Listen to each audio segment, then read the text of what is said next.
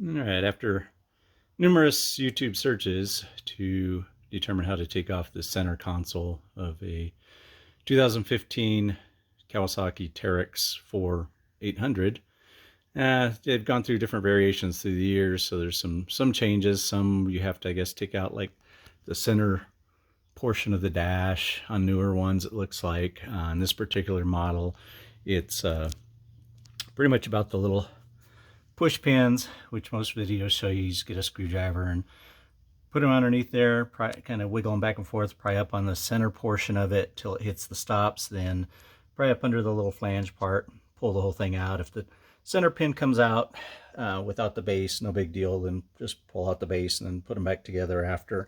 There are special pliers for push pin removal. Some people use side cutters, various tools like that, but I was not seeing somebody do a complete removal on this. Pins for this one, they have one in the center. They have these tabs down low that are tucked in, and then they have, you can remove your seat bases, and this is on the driver's side. So there's one there, and then there's one kind of hidden back here behind the seat belt, easier to get to from the rear. Then there's one in the very center of this console. You can see the hole's been removed back there. Everybody says you just really got to crank up on the parking brake to give yourself room to pull this up and off and back. You just reach in, work this little cover, dust cover out of here. The shift lever on this particular one, it has a set screw that comes in from the passenger side, a Phillips head.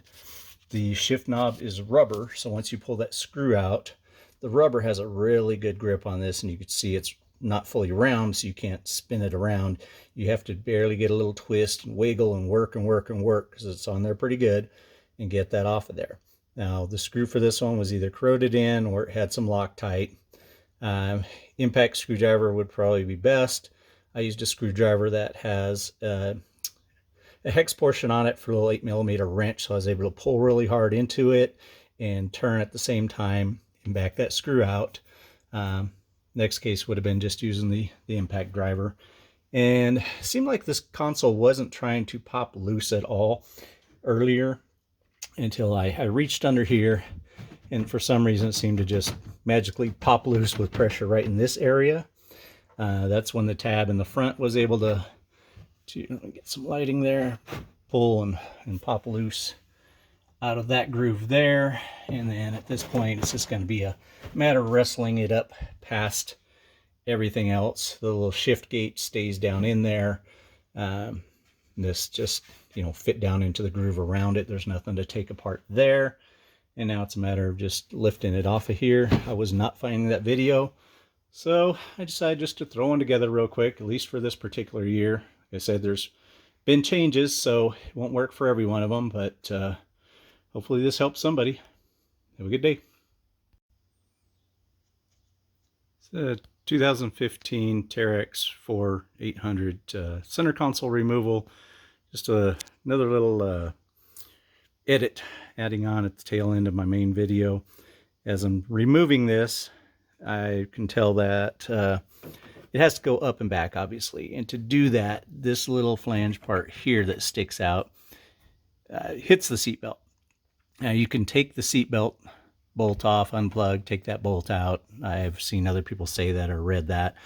But then it also has a chance of ripping your seat, trying to wrestle it up out of here.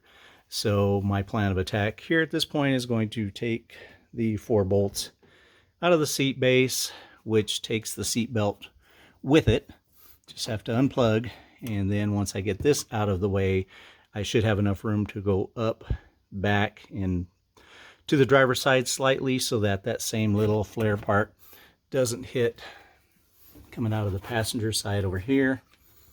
Let's see, out of the way. It should have enough clearance then to get up out past here. Needs to come this way anyway to get around past the little grab handle. So hopefully that makes everything work nice and easy for everyone. 2015 Teryx for center console removal.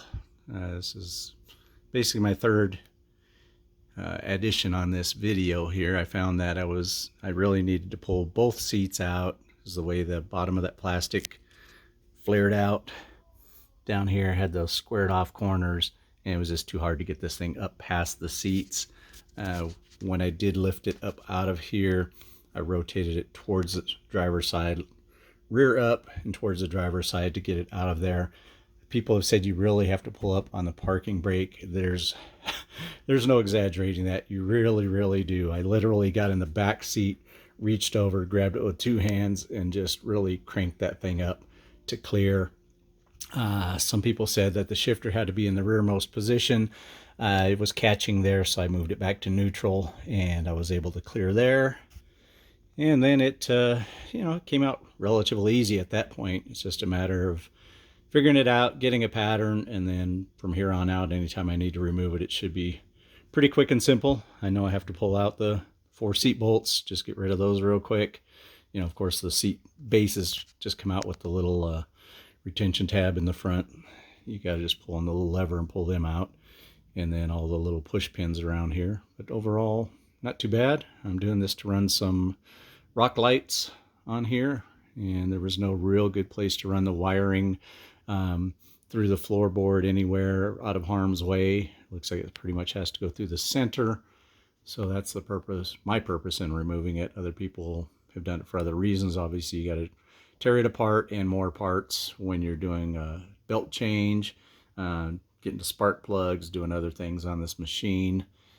And so hopefully, like I said, another video, other portions. I don't know if I'll be able to edit this together or if this will be part 3 of 3.